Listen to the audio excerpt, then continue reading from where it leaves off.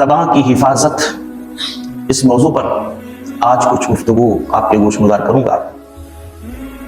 یاد رکھیے، زبان انسان کے جسم کا وہ حصہ ہے جس سے انسان تقریباً 90% گناہ کرتا ہے۔ یا ایھا الذین آمنوا صلوا علیہ وسلموا تسلیما، الصلاۃ والسلام علیک یا رسول اللہ وعلی آلک واصحابک یا حبیب اللہ۔ نہایت واجب الاحترام سامعین محترم اور محتشم، آج بحمد اللہ تعالی ہم اللہ کے گھر میں 8ویں روزے کے ساتھ حاضر ہیں۔ اللہ جل مجدہ ہمیں صحیح معنوں میں اپنے روزے کو نبھانے کی توفیق عطا فرمائے۔ بتقاضا انسانیت ہم سے کوئی خطا غلطی ہو جائے تو خلاق دو عالم ہمیں معاف فرمائے۔ سامعین جی وقار، آج کا میرا موضوع زبان کی حفاظت، اس موضوع پر آج کچھ گفتگو آپ کے گوش گزار کروں گا۔ یاد رکھیے، زبان انسان کے جسم کا وہ حصہ ہے جس سے انسان تقریباً 90% گناہ کرتا ہے۔ کتنے؟ 90% انسان زبان سے گناہ کرتا ہے اور برائی کرتا ہے۔ اللہ جل مجدہ نے اپنی لا ریب کتاب میں اعلان فرمایا، والذین هم عن اللغو معرضون، وہ لوگ جو لغو باتوں سے اعراض کرتے ہیں، فضول باتوں سے منہ موڑ لیتے ہیں، فضول باتیں نہیں کرتے، لغو باتیں نہیں کرتے، اخلاق سے گری ہوئی باتیں نہیں کرتے۔ جو بات اخلاق سے گری ہوئی ہو وہ اعراض کرتے ہیں، حد سے بڑھ جاتے ہیں، حد سے تجاوز کرتے ہیں۔ اور پھر رب کائنات نے سورہ قاف میں ارشاد فرمایا، ما یلفظ من قول الا لدیہ رقیب عتید، فرمایا لوگوں، انسان جو بھی لفظ بولتا ہے، جو کچھ بولتا ہے، رب کائنات نے نگہبان بٹھا رکھا ہے، یعنی فرشتہ ہمارے پاس موجود ہے، رقیب عتید، جو لکھ لیتا ہے جو کچھ ہم بولتے ہیں۔ ہمیں اس بات کا علم نہیں ہے، ہم سمجھتے ہیں کہ جو بات میں کہہ رہا ہوں، میری بات بس میں کسی سے بات کر رہا ہوں، اب کوئی سننے والا نہیں ہے، کسی کو کیا خبر کہ میں نے کیا کہا ہے۔ یاد رکھیے، رب کائنات نے فرشتے کی ڈیوٹی لگا رکھی ہے، جو کچھ ہم بولتے ہیں، تلفظ کرتے ہیں، تکلم کرتے ہیں، وہ فرشتہ اس کو لکھ لیتا ہے۔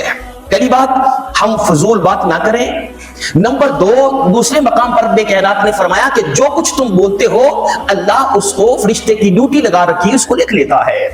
نمبر تین، رب کائنات نے ارشاد فرمایا سورہ حجرات کے اندر، فرمایا وَلَا يَكْتُبْ بَعْضُكُمْ بَعْضًا، لوگوں سب سے بڑا گناہ تم زبان سے کیا کرتے ہو کہ تم ایک دوسرے کی غیبت کرتے ہو۔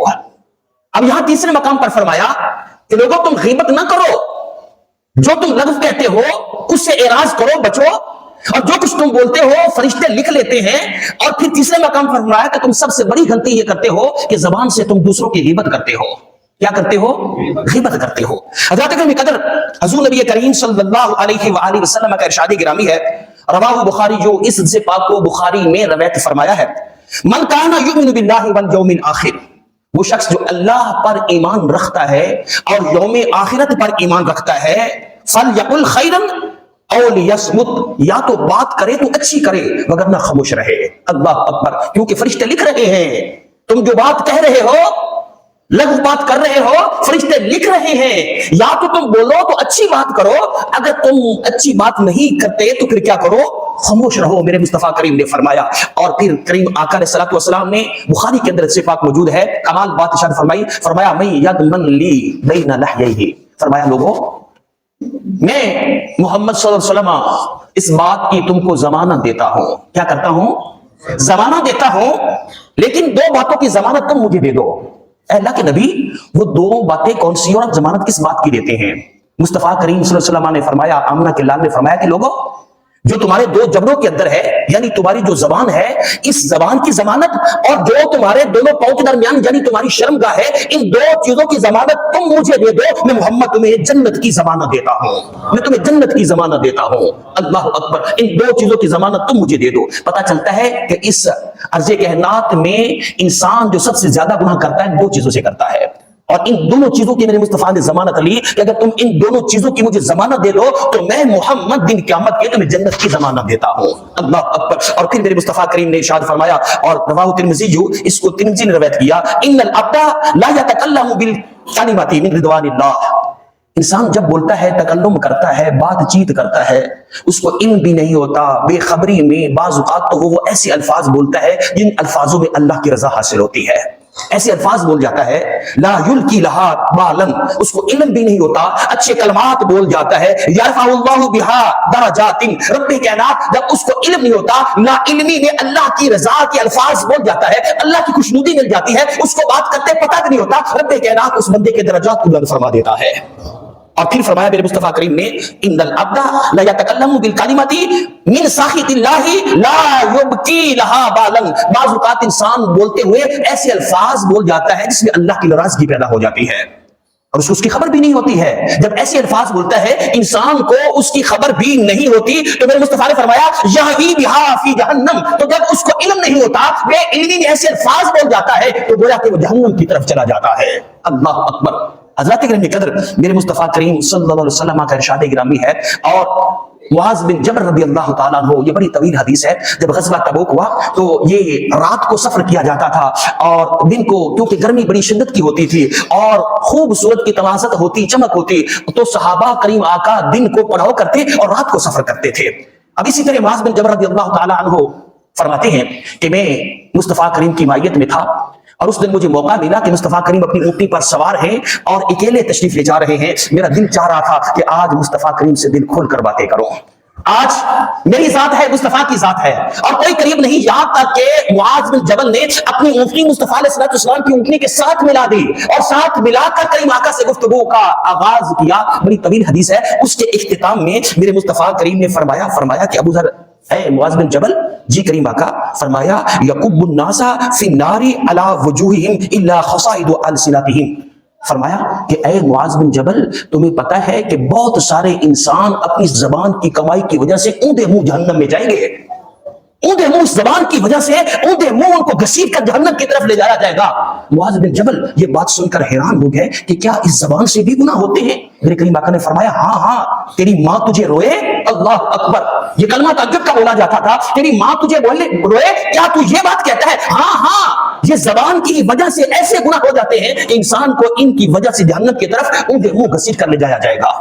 اللہ اکبر. اور ہم اس بات کا بھی نہیں کرتے کہ ہم زبان سے کیا بول رہے ہیں. اور بلکہ ابو بکر صدیق رضی اللہ تعالی عنہ، بلکہ آپ تو اپنی زبان کو پکڑ کر فرمایا کرتے تھے لوگوں ذرا میری طرف دیکھو. لوگ جب دیکھتے تو آپ فرماتے کہ یہ وہ زبان ہے جو انسان کو جہنم کی طرف لے جاتی ہے اور بہت ساری مشکلوں میں مبتلا کر دیتی ہے. اور عمر بن عبد العزیز، آپ کے پاس ایک شخص بیٹھا تھا تو وہ کسی کی بات کرنے لگا. جیسے عام طور پر ہم تو بڑے چسکے لینے کی باتیں سنتے ہیں نا، جب کسی کی بات ہو رہی ہوتی ہے نا، خاص طور پر یاد رکھیے جب دو کا آپس میں اختلاف ہوتا ہے، فائدہ تیسرا شخص لیتا ہے. کیا ہوتا ہے؟